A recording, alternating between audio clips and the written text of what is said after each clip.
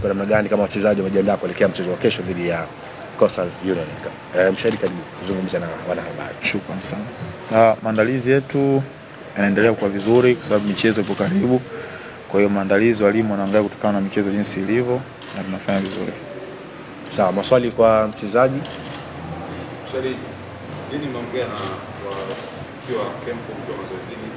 Malengo ni kuelekea kwenye mechi au malengo ni kuhakikisha mnarejesha ubingwa kwa mchukua? Yote uliouliza hapo ni malengo, lakini malengo ya mwisho kabisa ni kuweza kuchukua ubingwa kwa sababu ndio kitu ambacho kimetuweka hapa na kitu ambacho tunakipambania. Sawa, swali la pili.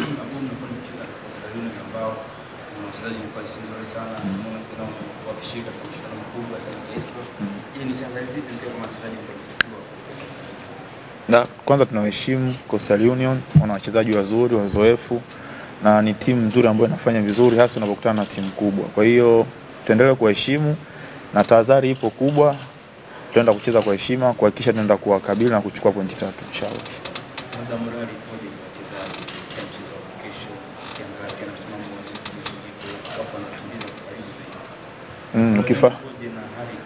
Ukifuatilia msimamo jinsi ulivyo, morali lazima iwe juu kwa sababu tunakimbia kwenda kutetea taji letu la ubingwa.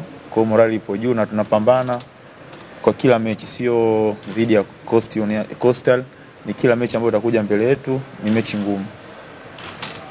Mchezo wa mwisho kwa wangu ananiambia ukiwa mchike. Coastal. Mchezo wa kwanza ukiwa na Yanga kwa Coastal. Kwa kwanza. Kama utapata nafasi kesho tegemea kuona kile ambacho kionyesha kwenye michezo miwili ambayo mcheza kesho. Tuseme inshallah kwa sababu sichezi hivyo kwa sababu ya Coastal tu, ila nacheza kwa sababu ya kuipambania timu ambayo naitumikia kwa kipindi hicho. Kwa hiyo nipo kazini na nitakapopata nafasi nitafanya vizuri inshallah.